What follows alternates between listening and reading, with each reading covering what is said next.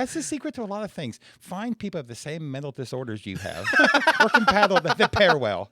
That's a real way to live life.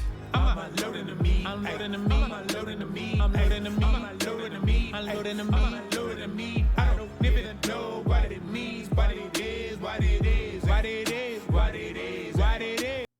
Hey, fellow hipsters and people that have culture or something. I'm Jared Ralphie Allen, host of Unloading Meat, and we need sponsors for this show. If you identify with this fucked up hat I'm wearing, these shitty tattoos, or any other cultural references that are behind me, reach out to your favorite sponsors and tell them to sponsor the show Unloading Meat. Now, back to acting like I wasn't impressed by anything. I wish this podcast could be on vinyl. All right, guys, my next guest, he gave me a shot at the Fresh Faces last month, and it was such a great experience that I want to make sure I kind of returned the favor and had him in today to promote the next Fresh Faces. Give it up for the one and only Michael Patton. What's up, Michael? Thank you, Jared. I appreciate that very much. So, yeah, it's a good show, and you did great. Thank you. Thank you very much. I had a lot of fun on that experience. Great crowd, by the way. Great. Yeah, the place holds 70. We had 138 people in the 130. I didn't even know that count. That's amazing. Yeah, it was pretty fun. That's the best one we've had, and you were part of the best show we've done. That show is interesting. So it's called the Fresh Faces of Tulsa Comedy. So to be on that show, you have to be recommended by someone who does open mics, to me and other people online a little bit, and then you have to be really working at the craft and be new, either new to Tulsa or new to comedy. But I just want someone who's done one time. And when people like you who'd really working, I saw you all over town, working, all different angles and stuff. So I thought, oh man, give it a chance. And that show is a great show. It's so much fun. Yeah, I had a blast on it. The lineups that you put together, they've gelled really well. Oh, thank you. Honestly, and they flowed really well. And then even the special guests that you had. We had, who was it that opened for us? We had Kels Cooper. Yeah, she's great. Shout out to Kels.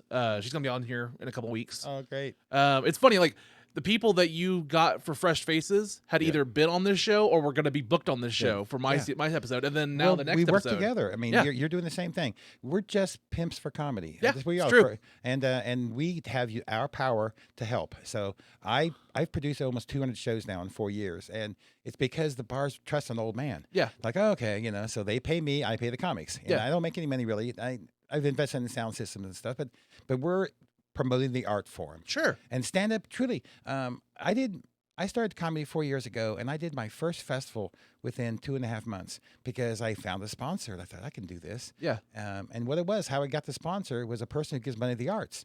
And I said, look, you support the symphony, the ballet, all these things. I said, there's only one performance art that was invented in America, stand-up comedy. Everything else came from somewhere else. Yeah. You should do it for that reason alone. And he wrote me a $5,000 check, which Holy crap. I blew for sound and video for all the comics. Yeah. And so that was fun. That we never had that before, and probably never again. You hear that, YouTube? Sponsors, it can happen. Yeah. Well, I mean, you're in the business of creating spotlight. That's what I love about you. You really did. And you helped all the comics in your own ways. You found how your tools, you filmed us, you made all the things you could do for us and things. We're helping. We're just helpers of this scene. That's what I wanted to do. When I came back to this scene after, 14, 15 years of, taking a break from stand-up, I was shocked to see how much talent there was in this Tulsa scene, and then also how welcoming everybody was. Yeah. How supportive they were. When I did that open mic back in, it seems like it's a long time ago, but it was only January when I came back. I did an open mic at Tulsa Comedy Club, then I got invited out to the Colony afterwards. Nice. And kind of just met everybody in the scene, and that's what changed this whole podcast. Because then I was like, wow, there's so much talent here. Everybody's so nice. What if I did a podcast about this and just interviewed these people? It's not all that nice. No, I mean, and actually, I do a lot of open mics in other cities. I'm lucky I have to travel and stuff and work and for pleasure and stuff. So I've done open mics in 20 states. Yeah. And it's the same scene everywhere. They turn into sometimes shitty frat parties, and you're not part of the frat party. On the other hand, they give everybody a chance there, and until someone judges you not worthy, you're worthy. Yeah. And it's the same thing. I work in other fields. It's the same thing. There's gonna be clicks, right, and stuff. Here, the problem is that comics are all broken. I mean, at best you have to be bent, but you're wrong. You're broken, and so we're a society of broken people. Yeah, and that means we really need each other. So the comics, when you make comic friends, they're real friends. When you really make them, and they will defend you, and that's a real friend. Yeah. Yeah. I mean, that was the first time, like, I went out to the bar and hanging out with them, and I finally felt like these are my people kind of ways of like, oh, yeah, you're both, we're all damaged. That's the secret to a lot of things. Find people of the same mental disorders you have or compatible that pair well. That's a real way to live life. Yeah. How long you been in the comedy scene? So 4 years. I had a lot of life before this. I was a tree hugger. I was, in fact, in many ways, I'm very proud of my career. I was Recycle Michael. Okay. I built recycling businesses. I lobbied in the national level. I convinced mayors and governors to do stuff. Congratulations. Nice. I got started when I was 11 years old on the first Earth Day. I picked up litter and got my name in the paper and became a narcissist that day. So I was quoted saying, "If you litter, you're not my friend," because I was such an asshole. I guess I still believe it. Yeah. And I just lived a life doing this. So I literally have a lifetime achievement from Keep It Climate Beautiful for my work. And Nice. I'm good at convincing people to do things for a cause. I was president of Up Trees for years. All these different things as a real tree hugger. And I got to change the world. I'm very old. I now cheer for other generations because I really want to share that honor I had. I really had great opportunities to do wonderful things. I don't want to change the world. I want to change the mood. Yeah. So I'm really focused on comedy, and not just my comedy, but in just making comedy. We need more of it in our lives, and you can really make it a connection between people. We need that levity. Well, we need it, but more importantly, it's fun to do. It's fun to laugh. It's fun to be around fun people. Yeah. And so it's hard not to do comedy, not on stage, but to everything. Practice your routines, not open mics. Practice them to everybody. Cashiers. Practice one joke for them every time you see them. Yeah. And stuff, whatever it takes. That's the way it's fun. Comedy is just a symptom or a therapy. It really is therapy. Yeah, well, Truly. as a performer, of course it is. As a performer. And from pain and suffering comes creativity. So, and that's why we're broken people, probably. how sad to simplify it all into a little formula. But hopefully we can make it entertaining, though. Yeah, we can. That's the key part of it. Yeah, so I'm not that good a comedian. I have some routines. It's hard. I'm just so much older, and there's a lot of people who hate my age group. They hate boomers. They hate everything about it. So there's a real challenge. So I worked hard to try to get jokes early in my career to make young people laugh. And I knew if they laughed, it was a good joke. Yeah. That was the test. And then I realized, no, they just laugh at shitty jokes too. So they just have to find something to connect with them. The hardest part in comedy for me has been find relatable material. I don't have the same cultural references. I don't know all these action figures you have because I don't watch those shows. I don't have this. I now do nursing home shows, and that's actually I'm making way more money doing retirement centers and assisted living shows, and they're really hard as comedians because little old ladies who are widows in their late age are not happy. Yeah. And they're judgmental as hell. I mean, they are so cancel culture instantly. And so they're hard. And so I talk about TV shows from my youth and my grandparents and bicycles and chickens and very simple things that they still can connect with. And it's so grateful. I have to say, I've done all kinds. I've done theaters and bars and all kinds of places for comedy and parks. A nursing home, if you really connect with them, they stay around afterward and shake your hand. Every person in the audience says, Really? "Welcome to my home. Thank you for coming in here." And you have to realize they never leave. The assisted living ones, you can't do jokes about Chipotle. They've never been. Yeah. They've been there for. They don't go shopping. They don't watch movies. They don't do anything. They have a very simple life, and so that's it's really hard to do jokes for that group. On the other hand, they love simple things that relate to them. Because they don't hear fun stories anymore. All they hear is sadness. All they have around people and hear about who their friends dying and everything else. Yeah. So they're so gratifying. So I encourage every comic can you write a routine for every stage? Can you really read the room? What if the room was all 88-year-olds? Yeah. What if the room was all 8-year-olds? What if the room was this? And can you write jokes for every room? And can you get enough material that, okay, I know I have some bits. I have some bits I can work them in. I can be funny. I can play some crowd.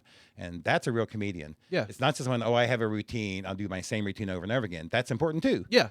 But, and especially as a booker, I want to know your routine. So I book comics. I want to know, okay, I trust, I know he has these jokes that are going to work and he can do some free form in there. But you want people to have the same routine they worked on and they really work and cut out the fluff and that as well. But if you are really a comic, you can make everyone laugh. Yeah, and I've talked on the podcast before. It's like kind of when I worked at a different tech company, or and they had a dress attire and they were against tattoos, and I knew signing up for that job what I was getting into, and I agreed to it. And I had no problem, but people around me were like, "Oh, you don't have an issue with no tattoos or anything?" I'm like, "No, that was the thing I agreed to. I signed up for. I understand. I know what my audience is, so to speak. I never had a problem with it." So like when I'm bringing that up, I'm talking about like there's some comedians that have issues with clean material, or I want to be this. I don't want to do a club because it's only clean. Right. Like I get bashed away all the time online from local comics because I say I can book you more if you're clean. And clean pays more.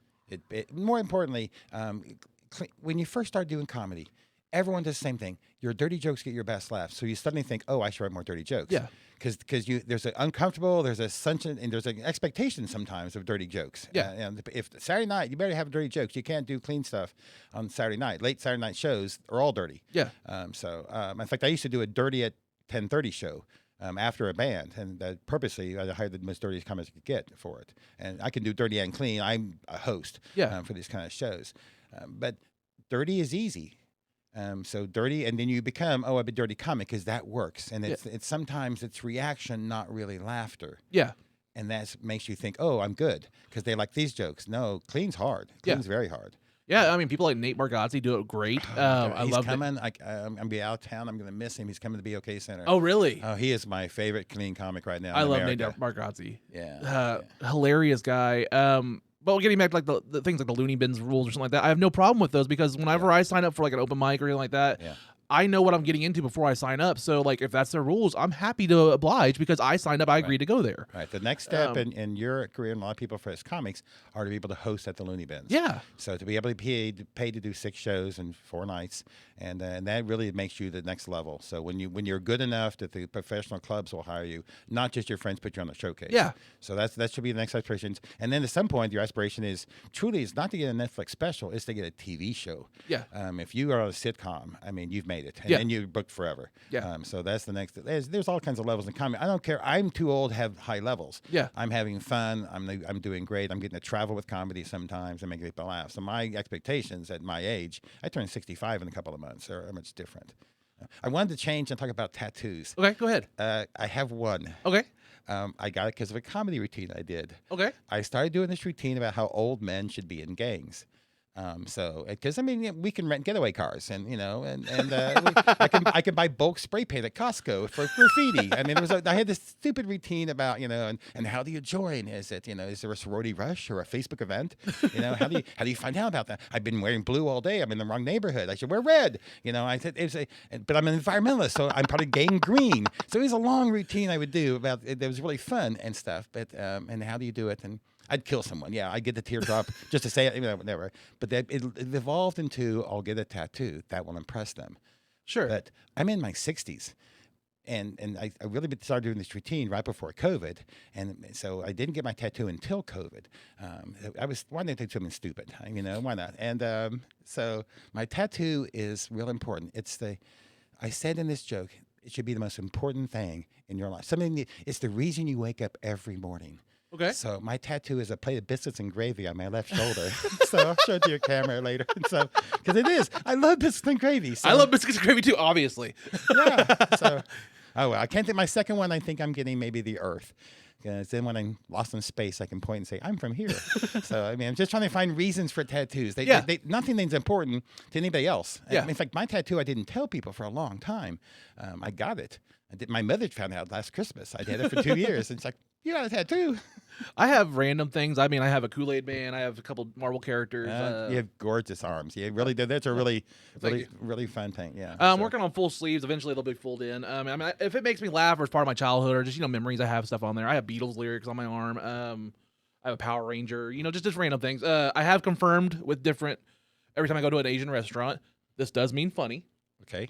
So I got the Chinese symbols, and I was making sure that they're right. I'm pretty sure it means beef with broccoli. I'm pretty sure. It doesn't mean funny. So you just got lied to. Well, no. Every time they come up to me, they're like, do you know what that means? And I'm like, funny? And they're like, yeah, but why? Why did you have... Like, they don't understand why I would put funny on my arm. I'm like, because it's funny? Yeah. Like, do you not have humor? I don't know. Well, I like the idea that we are individuals. Yeah. And another piece of advice from my 4 years of comedy is you have to stand out. When I travel to other cities, in particular, to go open mics, I can tell your routine ahead of time. I can look at I go, he's going to do weed jokes, and he's going to do divorce jokes, or she's going to do pussy jokes. I mean, it's boom, boom, boom. You can really read people. Yeah. And there's a whole lot of people who are the same age group, who like a lot alike, who do the same kind of jokes. I don't want to be... Like, there's nothing wrong with social clubs. I mean, I'm sure right. You have your bourbon club, right? Right. But there's times and places for those. But like, I don't want to join a social club just to use comedy. I'm here to make a career. I'm here to make a business. I'm well, you sure stand out on stage. And my Oh, point is, go ahead. and part of it's your dress as well. So Yeah. you've shown that you're a person who's fun. Oh, thank And a you. lot of people don't. A lot of people have the same. I'm not saying that jeans and t-shirt don't work very well, but if every other comic's wearing them, or the same flannel and the same Yeah. winter and stuff, there's just a look, and you can really tell what they're going to do in their routines. Yeah. And they just don't stand out. So you must stand out, I think, in every part of your life. Yeah. So I wear ties because no one else wears them. That's the reason. That's why I wear my jacket. You see, I wear my Yeah. sports coats. For one thing, like that grew out of me working years in telecom and like cell phone sales and stuff like that. I have a closet full of blazers. Yeah. It also came into just I feel more professional when I'm going on there. Like it's more of a serious thing. Like, hey, I'm going for a show. And it helps me build it. It's almost like Batman getting dressed to go out on action or something like that. You I know wear what I mean? sport coats for the extra pockets. So yeah, I always count. I have 7 pockets right now. I'm a pocket calculator. So and having 4 extras or 5 extras to the jacket really comes in handy for me. I love sport coats. I go to thrift stores. Everything I own is. I'm certified pre-owned. Yeah. Everything you see on me. My underwear's from Sam's, but everything else, everything you'll see is a thrift store. I really like that.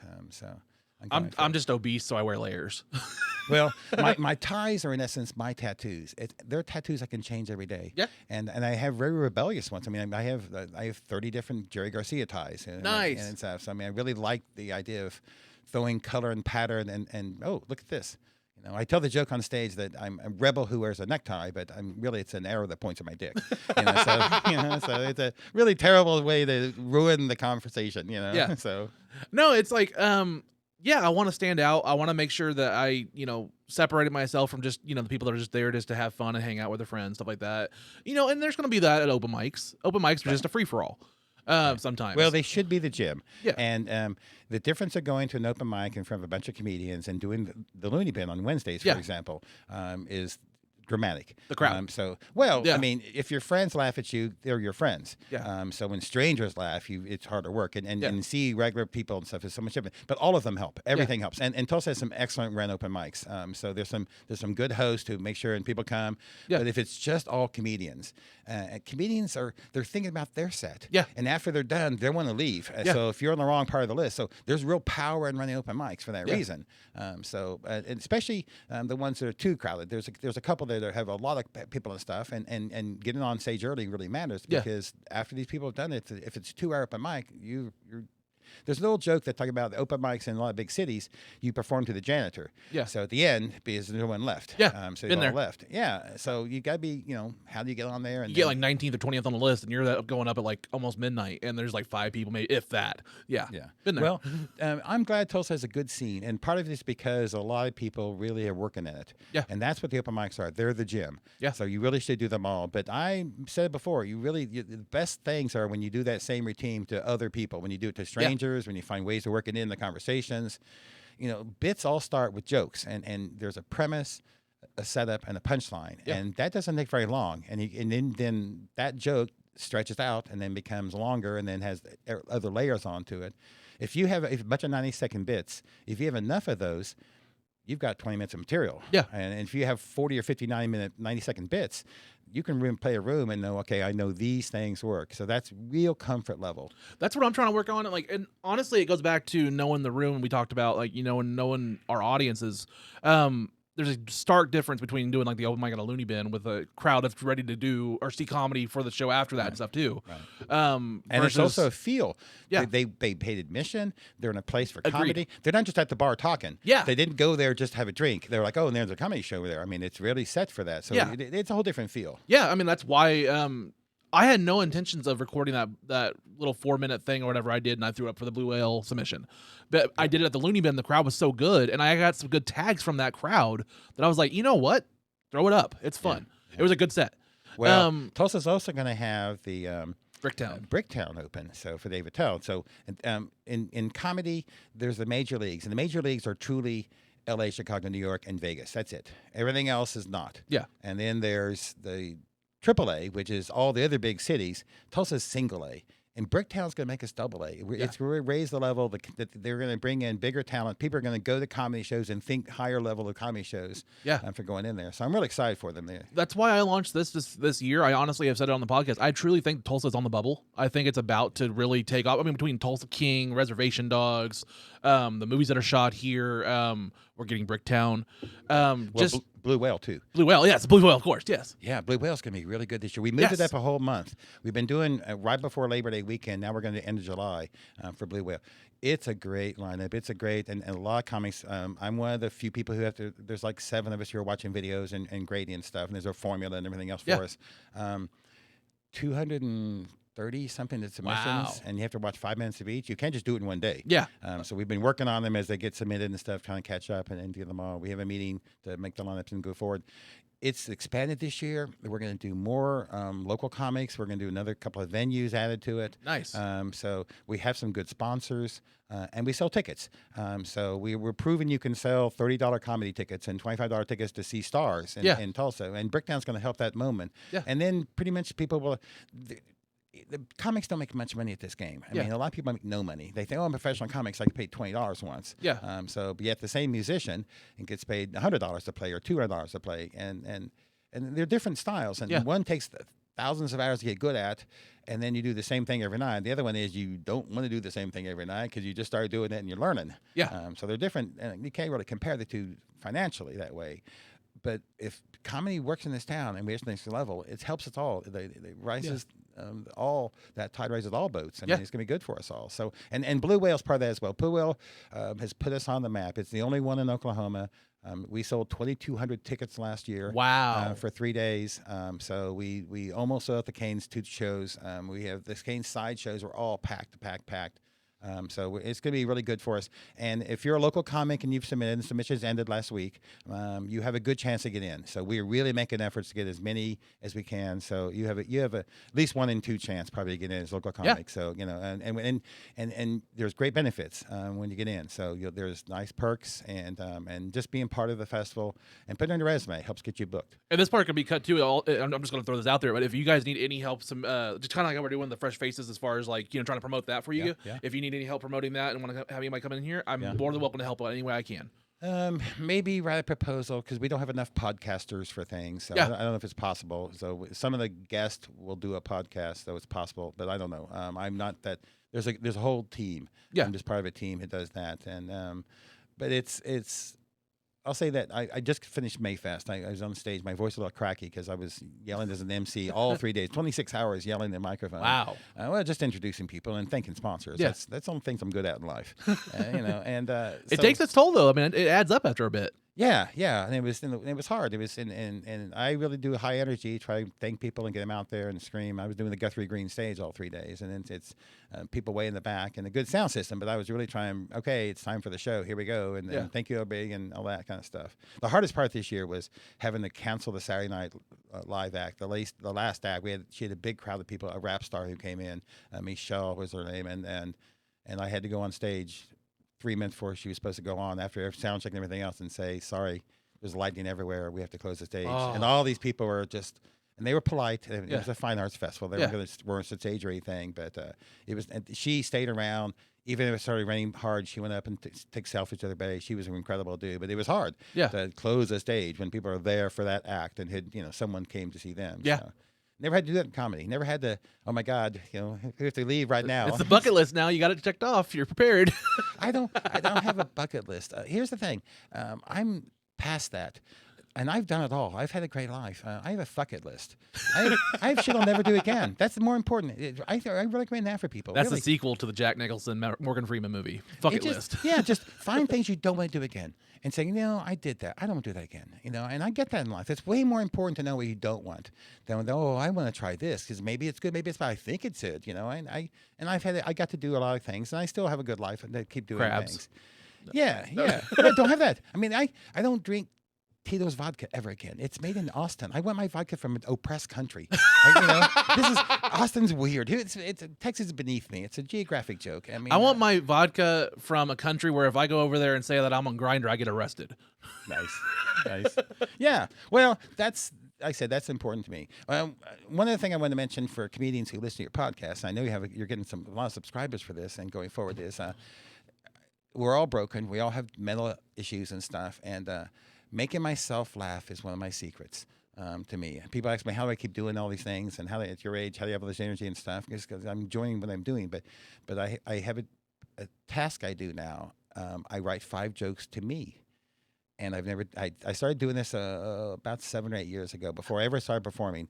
So I wake up in the morning and think, okay, what's my first joke I can write today? And I read them to myself, and sometimes I share them on stage. Sometimes I share them on Facebook. Sometimes I share them with friends. Sometimes they're just for me. Yeah. And oh my God, I could never tell that joke, but it made me laugh. And so every day I may have I have to do this. I have to think of my 5 jokes. And it's almost time to go to bed. I only have 4 jokes a day. So, and sometimes I think all 5 of them before you get out of bed. But you write 5 jokes for you. And then you read them at the end of the day and laugh at yourself, and it's a really good mental health. That's a good exercise. Yeah, but you think about it makes you, what can I think of today? What can I make fun of today? Oh, it's Monday. I can make fun of Monday jokes, or I can make fun of myself and how I feel, or Valentine's Day or something else. So it pushes you to write more seasonal material too. So then seasonal material really helps to keep your routine fresh. Yeah. So I mean, I have a really great Christmas routine. I can only do it for like 3 weeks a year. About how wise women about much better gifts. It's a stupid routine. It's like that Mariah Carey song where you just try to keep it up a week earlier every year. Yeah. Come a little sooner. You just can't do all those jokes all the time. Yeah. But seasonal keeps you at least fresh and things. So trying that exercise to me helps me for me and not for anything else. But sometimes they're good enough to share. Yeah. Yeah. So that's a good exercise. I mean, that's a really nice way to keep your brain fresh and keep it, keep it active, and really, honestly, that's a very refreshing way of writing material. Yeah, maybe it's just voices in my head. So, I mean, I'm doing crowd work. I'm just doing crowd work inside myself. That's all Are it they talking is. back? Yeah, yeah. They're arguing sometimes. That's the hard part. Yeah. They can talk back. It's fine. There's harmony sometimes. They hold, but sometimes they argue. I'm like, what was I gonna get at? It's one of those fascinating things about having different comedians in here and different people in this on the couch is I get to hear some of their processes, like you just brought up, and it's fascinating to me to see each person have their different takes on what they do for their routines and stuff like that. It's very enjoyable. I really appreciate you bringing that into the studio and kind of enlightening me. Don't take advice. I mean, I really, I say these things like I'm an expert. Yeah. I mean, I come across, people have always treated me like I'm Wikipedia. Like, oh, he knows all this stuff. No, I don't. I still have the same struggles. And most comedians here have barely seen me perform. I really don't do a lot of Tulsa shows. Even my own shows, I'm doing hosting more. So they haven't really seen how I'm getting better, as we all are. Yeah. And finding things to talk about going forward. I appreciate what you do. Like I said, we started off the show saying I appreciate what you do for the scene and getting people on stage up to promote the things we're involved in. But also I want to see you do more shows, and you have the ability to really help the scene a lot. So and I hope you keep doing it. I just got I have 3 shows booked so far for this next month or so. Nice. I'm doing the Go Theater June 9th, I believe. Good. That'll be my longest. It's like 12-15 minutes or so. Yeah, I'm doing the Rose Lounge later this month, and then I have a show this Friday in the BA. I can't remember where, but I have to look it up. So I actually have 4 shows, and then I have another one on the 30th of June at Mojito. So I'm trying to get booked more places. Yeah. But and then bring more people in here. Ideally, I'd like to get the schedule lined up to where when people have shows, kind of like how you're doing right now. The Rest Faces show. I think that's June 3rd, Deco Lounge. So it's 607 South Boston. I've done a bunch of shows. I've probably done more shows than anywhere else. And this show is a special show. I hope more importantly, the people who listen to the show will come out to that, because the people who've been on this show are the people who are on this show. And so support local comedy. And the best way you can do it is to go one of their best shows. Yeah. And if you're there when they really kill, you've shared something with them and you can help them. Yeah. I was involved in politics. They have a little past, and I learned to orchestrate applause. I worked with mayors. I worked with commissioners. I worked with people, and I would say, read your speech with me, and we'll walk through this. And I'd say, now pause right here and think about this line and say this sentence again. And then after you say it, pause. And I'll be in the back of the room, and I'll start applauding. Everybody else will applaud, watch. And I would orchestrate applause. And it gave them a chance to smile, look up from their notes, take a breath, all this kind of things. Well, the same thing in comedy. You can orchestrate laughter. Yeah. So you can be there, and you don't have to make it fake. You don't have to, you can orchestrate. So you're having your friends there that know the right punchline, and I love this joke, and then really cheer when they make it, and they really hit. Because laughter is infectious. Yeah, and in fact, I have 3 different people who I don't see very often, but they're all 3 women in their 50s with really loud laughs. Nice. And I've told them all the same thing. If I ever see you at a show, I'm buying your liquor. I'm buying for you because you make the show. Having a loud laugh, a person who loves to laugh, and their laugh makes everybody else laugh. Because there's certain people who have that laugh. Yeah. If anything, as a fan of comedy, you should practice laughing louder. So that should be our motto: laugh louder. Because the louder you laugh, the better the show is for everybody. Because like especially like open mic stuff like that. When I'm there, we talked about like the different scenes and stuff like that. But like open micers, they're sometimes on their phone. They're trying to worry about their sets. They're not paying attention sometimes. When I put my phone down, when my set's done, I try to become an active person in the audience. And when I'm watching somebody, I'm there laughing loud, trying to be. Yeah. Keep the energy up. I think energy is the biggest thing that a lot of people miss sometimes. Yeah. Is just reading the crowd and knowing when to keep the energy up and to keep it like a roller coaster ride. Yeah. And go up and down and make your set, take them on an energy ride is what I try to do. It's hard to put a show together, and I've had a lot of shows ruined by the next to last comic. So in good and bad ways, either the next to last comic was the popular one, and the whole crowd starts talking after their friend's done because like, oh, I put them on the show, so then they all leave, and the headliner's there with no one left, or they really bomb. And then they lose the room, and then the headliners come in, and the only way to solve when the room all starts talking to each other, the only way to get them is to get louder and get more energy and do something to get their attention, get it all back there. Yeah. And it's hard. It's really hard. So it's making the shows. It really is a formula, and you don't want to have it all just the same screaming levels and stuff. And there's certain people don't work certain rooms. I know it's Oklahoma. There's a lot of comics I'd love to book. I just don't know where to put them on. Yeah, I just don't know where because they're going to offend comics or offend non-comics because their jokes are edgy. Yeah. And it's fine to be edgy, and there's certain places where edgy really works, but there's a lot of places where there's a couple of comics who do some jokes that I just can't book them anymore. I mean, I just can't trust they won't do that abortion joke. I just can't, I've watched you walk the room twice. I gave you chances and you walked the room. I can't hire anymore. Maybe I can find a room where I can book you. Everybody's still on the list. There's very few people I won't ever book, but you just got to really think of, if I do a joke that makes people walk, I've hurt the show. Yeah. And I don't want people to hurt the shows. And it goes back to knowing your audience. We talked about knowing the room, knowing the crowd, and knowing where your material is going to be appropriate. Well, there's jokes that make your friends laugh, but there aren't funny jokes and stuff. And be careful of those too. So I mean, it's not just bombing, but you can really. I try to do some politics jokes. In fact, I did this show. I did once at the Looney Bin, and then once at the Press Club. It was called A Night to Laugh Liberally. And the idea was I'll get all the Democrats there, and we'll all have a bunch of them in the same room. There's very few in Oklahoma. We're very minority of them. But I don't know enough conservative comics, but I know enough Democratic comics, liberal comics, so I thought I can do a liberal show. I'd love to do a conservative show, too. Yeah. I could sell more tickets to it. I just don't know enough comics who can really play that room well. So, and I got really liberal comics to do this. I never made any money at this show, but I love the idea of the whole audience expecting you to bash Trump.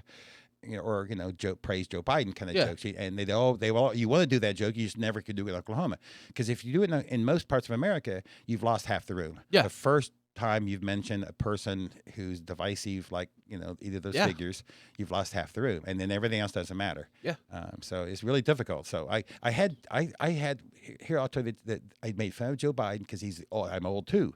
I said I'm the same age. It's hard to find us wearing light colored pants because we pee on ourselves so much. White House dinners will be at 4:30 with soft foods. It was this old man jokes. I'm making fun of Biden. He's the oldest president ever elected. Yeah.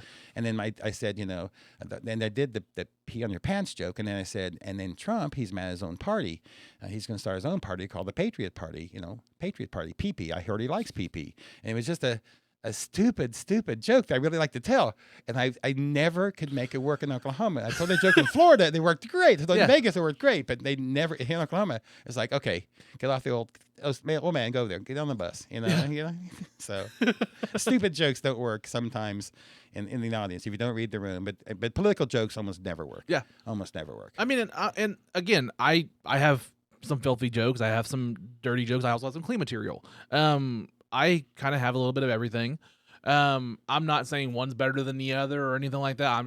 We just keep talking about it. Know your audience, know your venue, and know what you're targeting. And sometimes there are rules. The Looney Bin, for example, has rules. They don't drop F-bombs. Yeah. Don't do. There's a restaurant. Don't do anal licking jokes. There's certain things. Right. They have a few rules like that. It's good to be able to follow those rules. The open mic that JB runs at Kendall's on Thursday is. they love dirty jokes. Yeah. This is a biker bar. I was just there last Thursday. It was a great time. Most of the bars. Sometimes there's almost no bar patrons at all. It's just comics, and they don't care. But when their bar patrons are there, the dirtier joke, the better. So if you're a comic want to do dirty jokes, go to Kendall's. It's really a very unique difference between the two. One of them is I can, the other one is I should material. So. My biggest thing I'm trying to work on, so for my type of comedy, you may have not seen it too much whenever I did the Fresh Faces, but what I'm really getting more gravitating towards is more crowd working and roasting. People like David Lucas or somebody like Big J. Okerson that can just do an entire special that's just nothing but crowd work sessions. I urge you to take caution. Roasters who don't land jokes are just assholes. Yes, they are. So there's a very fine line between asshole and roaster. I'm not going to do it 100%, but I like to write some of my, what I've been doing more at the last couple of them I've been practicing, because I'm trying to practice up to my 15 minutes that I'm writing. I'm doing it in 5-minute sections at different places. Is really come in there with 2-3 minutes of prepared and then 2 minutes of just crowd work. And what I've been doing is before I go up, I'm then I'm writing notes and stuff like that, just kind of making observations and stuff. And when I go up there, it's fresh. Those 2 minutes are literally of people right there in the room, and it's worked so far. But again, I give my minimal advice after a few years of this and 200 shows. And as a host, you try to do crowd work as a host. Never ask a question you don't have 10 jokes to. Don't ask what you do for a living and expect, so those are hard. And also in dealing with hecklers, the same thing.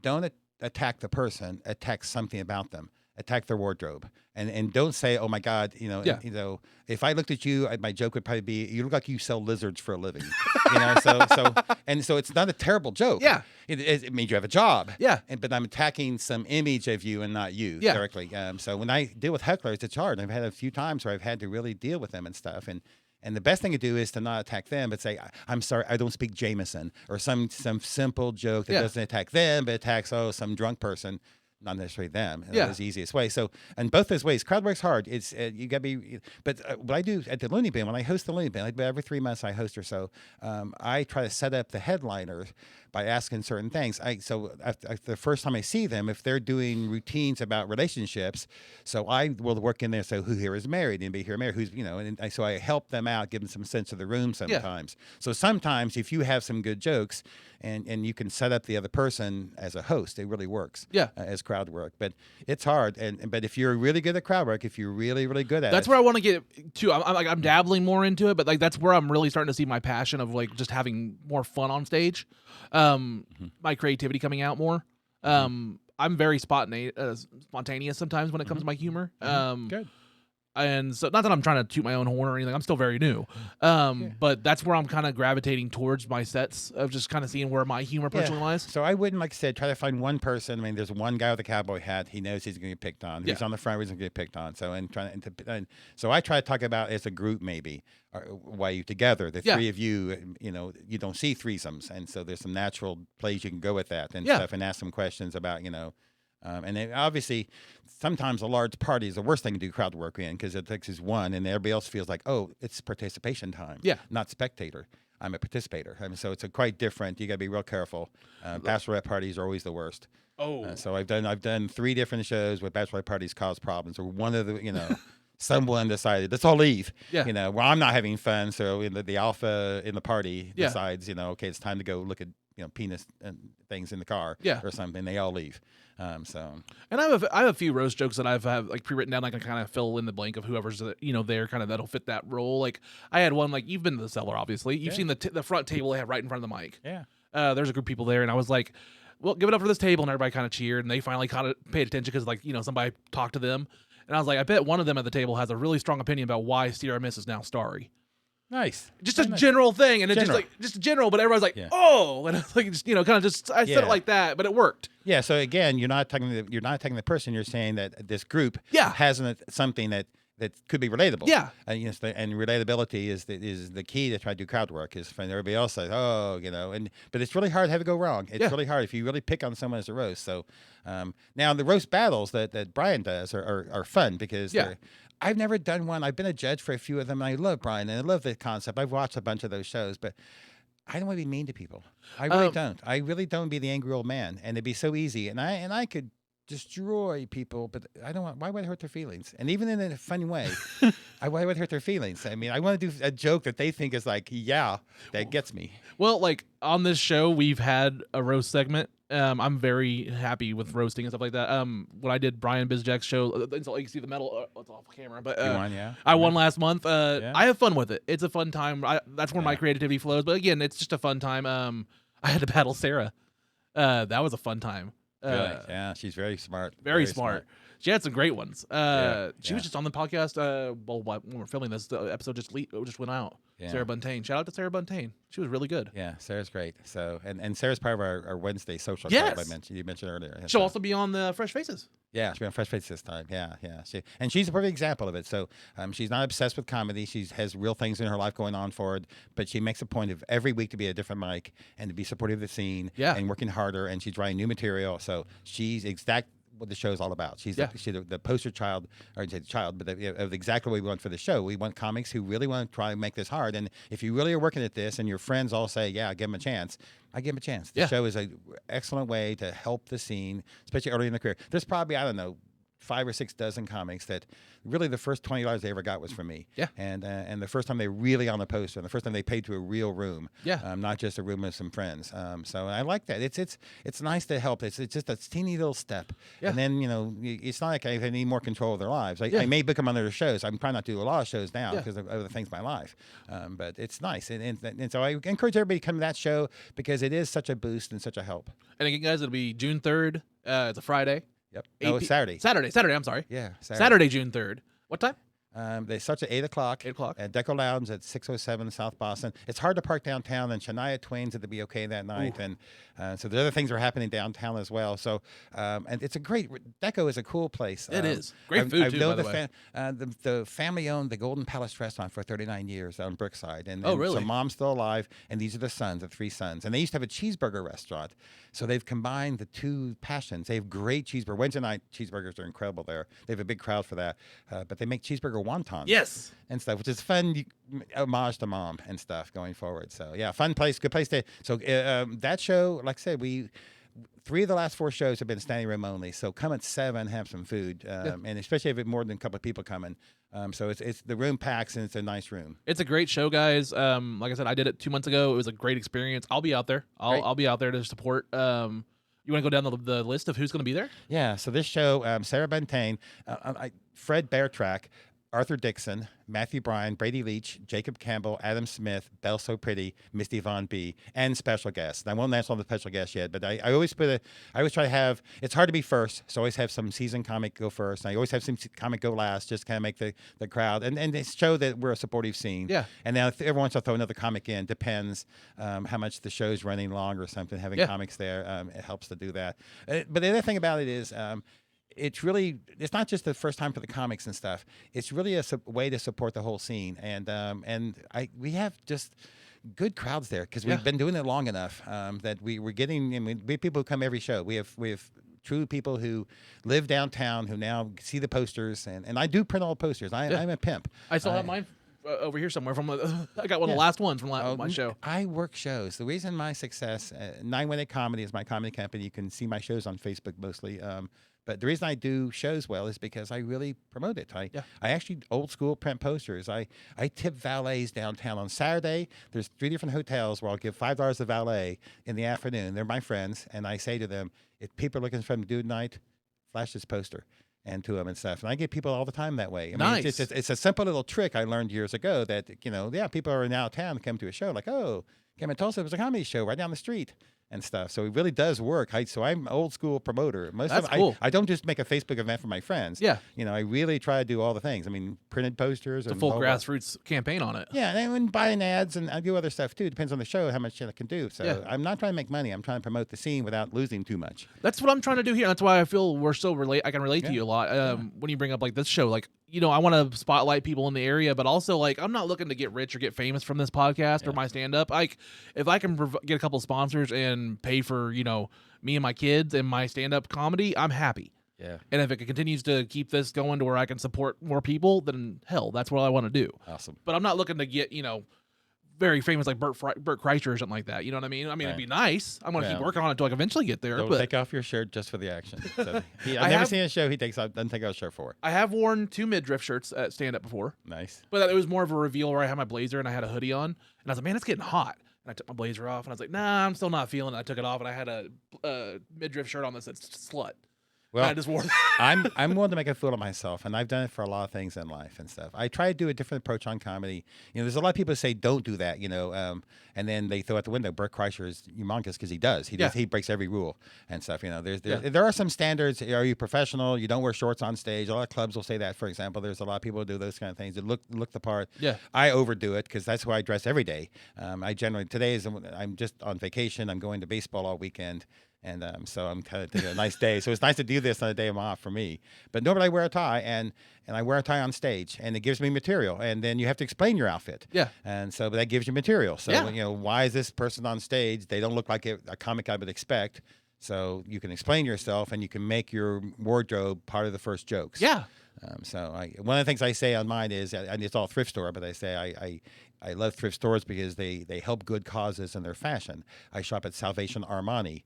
And that joke always works with the women in the crowd because they're like, oh, I get that, you know, because they're like, oh, yeah, a thrift show, no, yeah, an Armani, you know, so it's just a stupid joke, but it sets a tone of, oh, this is a kind of weird pun, you know, kind of beginning. So yeah, I mean, I do the same thing. Like I have my hair halfway up and halfway down. And I say like I've opened my shows before, like, you know, even my hair's bisexual. Like nice, just different things like that, or you know, it's just more material to just have fun with, and like that's what I'm finding out with me personally is just the more I have fun and the more I keep that energy up, the more I think the audience is really going to dig it. Well, and I know we're going along here. Oh, it's all right. There are 3 things that I have written on Post-it notes that I used to put on my bathroom mirror, and then I put them on my computers when the computers were invented. And they're things I recommend to people all the time, and it's very strong for comedy. Is that first one is keep doing things. And in life, just the worst thing you do is stop. Just keep doing as much as you can do, and doing things. And that means in comedy, that means as many open mics you can go to, as many shows you can be supportive of, as many podcasts you listen to, all the things. Keep doing things to push comedy for your life. The second one is realize it takes time.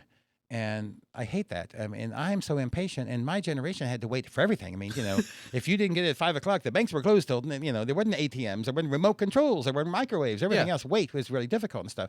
And it's hard to give that advice to people. They realize it takes time because people younger than me, I'm not saying anything negative, but they have not had expectations of waiting. Yeah. And things just happen, you know, and it just happens overnight and things. Instant gratification. So, and another thing, you know, and I'm right on the edge of that crazy as well, that, oh, why can't I? You know, I Still live in a lot this of world. premature ejaculators. Yes, very much. Realize it takes time. Second. And then the third one is inspiration is everywhere. And that's the one I think about every morning. I think about, okay, I mean, wherever I go, there's somewhere something. If I have to be on this highway, can I write a highway joke? Can I have to be in this meeting? Can I think about a meeting joke? Can I make, you know, in every way possible? Nothing's off limits. I mean, so in every experience of your life, rather than trying to make comedy your life, find comedy in your life. I'm saying, so the other way around. And so, right, like, oh, you know, so incorporate everything you do into, can I make a joke about this? So, and then I've been able to share those jokes and deepen my relationships with people. So the guy who does my dry cleaning, I now have a relationship with him where we spend time, and now we're Facebook friends. We used to be just customer. Yeah. Store. And by me trying to make, and say, hey, can I practice this joke on you? Tell me what you think. And having it just break it down and become a person and telling a joke and say, how do you think this one joke works? So now he says, okay, what's the next joke? You got a joke you can tell me? And so it's like we have this connection that now we're friends with, and I use comedy and me needing an audience as the reason why we're now friends. So I mean, so I'm not saying that I have to, everybody's an audience. It's not, if you understand the reference, Jerry Lewis said the whole world was Dean Martin. Everybody was a setup for him to do a crazy routine. Robert Williams had the same kind of, and Jonathan Winters before him. You know, that you had to be the crazy person. Everything was a prop in life and stuff. I don't want to be that, but I want to practice sometimes the simple joke, the simplest joke. And sometimes it's just a punchline, and then you work backwards. Premise, setup, punchline. Write the funniest punchline you can come, and then think, how do we get there? Yeah. And then where's the scene to begin with, and go backwards. Like the Dave Chappelle fishbowl. I don't know if you ever watched some of his stand-up. Chappelle had a Netflix special a couple years ago, and he talked about how he has a fishbowl and he has just random punchlines in it. and he'll grab it and he'll walk around and figure out how he can get the setup and get to it. And one of them was like, I kicked her right in the pussy. That was what he pulled up on stage, and he was just like, I'm gonna do it. And he did like a 5-minute story, and you completely forgot about it, and then it ends with that. And you're like, oh, Yeah. and it's just that's what he tries to do. Yeah, that's really creativity and going forward. So my mentor in comedy, the reason I loved this from the beginning was a guy named Maury Amsterdam, and you have no idea who he was. He was on the Dick Van Dyke Show. He was the other comedy, the little Jewish guy, so Okay. Buddy Sorrell, on the show. In real life, he was the king of the Catskills. The Catskills scene was that upper New York, that's it, where they put Baby in the corner. That whole scene, there was everything about it. People went and summered and did these things and stuff. And he ran these comedy rooms that always sold out. And he had this one room that had 240 seats, and everybody had a number, and someone in the audience drew a number, and they had to yell out a word. And he would do an entire set about that word, and you had to be some. You couldn't like Holocaust. You had to be saying they had certain rules there, and if you did that, you got booed, and so you had to have but people would throw out any single word, and he would tell the greatest joke in the world. And he has these vinyl albums. I'm sure they exist somewhere. You can find them of the human joke machine. He called himself, and that's who I wanted to be. I wanted to think of every single thing. What can I joke about everything in my life? You know, it's like a salesman. You're trying to sell the joke to everything. So can I write a joke about every single object in my world and stuff? And he was so good at that. So he was my mentor. I'll never be that, and no one else will ever be that witty and that strong. And I'm sure he had a duck joke that became a turkey joke. I'm sure there were some things that he knew in the massage and stuff.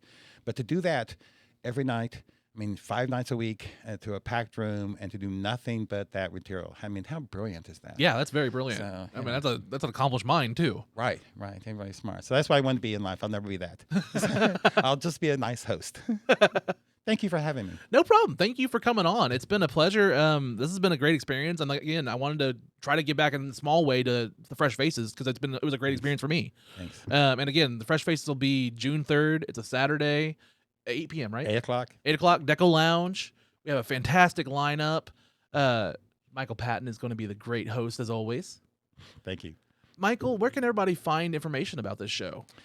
I really promote through Facebook because I'm old, but it's really effective. I can really segment audience in. So 918 Comedy on Facebook has all my shows, and I'm really stopping to do a lot of shows. If you look and you see a bunch of the old ones and stuff, I'm trying to travel. I'm trying to date this woman. I'm trying to do baseball. I'm trying to work my real job and all these things in life. And producing, there was a time when no one else was producing shows. There was very few of them being produced, and now there's a show 4 nights a week somewhere people are producing. So there's not a lot of pressure to keep doing shows, and people are getting their own opportunities. Yeah. I don't want to stand in the way. So there's a few venues I still like and like to do the shows there and stuff. But mostly I'm getting booked myself to do a couple shows a month, and then I'm doing my retirement shows, and that's plenty of comedy. Well, I hope you keep doing the Fresh Faces because honestly, I will just flat out say it. They're very important. They're important to the scene. Anybody that's had a class that goes through them, they still stick with their class. I've seen that through all the different open mics, stuff like that. The people that have, I did Fresh Faces with Zach or with whoever, and they still hang out. Like you've helped create those groups. Yeah. I still chat with a lot of people from my Fresh Faces class daily. Kells and stuff like that who open for us. Yeah. It's just a great experience. So yeah, I hope you keep doing it. I learned this message. There was a lot of people at the start of COVID, and I did very few shows. But I did a couple of shows after the big Wayne Dane, and after Trump came at Tulsa, I was like, well, if we're gonna have thousands of people go to the BOK Center, and how serious are we? But I would make people wear masks so they sat down. I would go around and squirt hand sanitizer and make a joke about it and stuff to people and try to be real serious. But there were some people who that freaked and stuff, and there was this divide in America about mask and pro-mask and stuff. And I saw it in comedy as well about why are we doing shows, and if you didn't do shows before COVID, you're not funny, and they call them COVID comics, and there's a whole lot of weird things that happen. But people were divisive, and I started saying this line to comics, okay, let's get past this because we have to share stages.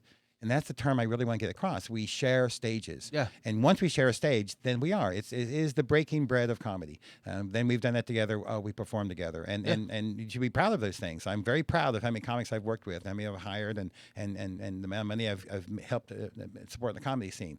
So, and most importantly, we've shared this single weird thing that very few people have the inclination or desire, or more importantly, they're so frightened by that. Yeah. Most people. So it is so raw an emotion, so raw a thing. I mean, it's you and the audience and the microphone. Yeah. So when I took a class and the guy said, this is the most raw form of comedy. And I said, pole dancing. I said, I held the microphone and said, the only difference between a pole dancer and a stand-up comic is I have a smaller pole.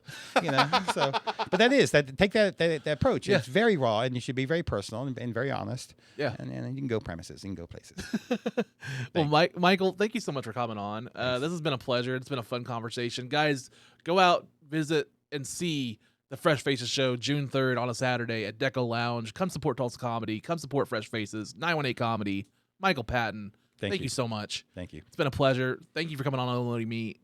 I'm Jared Ralphie Allen. Later, guys. Peace. I did a fucked up piece. Unloading the meat. Unloading the meat. Unloading the meat. Unloading the meat. Unloading the meat. Unloading the meat. Unloading the meat. I don't even know what it means, what it is, what it is, what it is. Bye. Have a great time.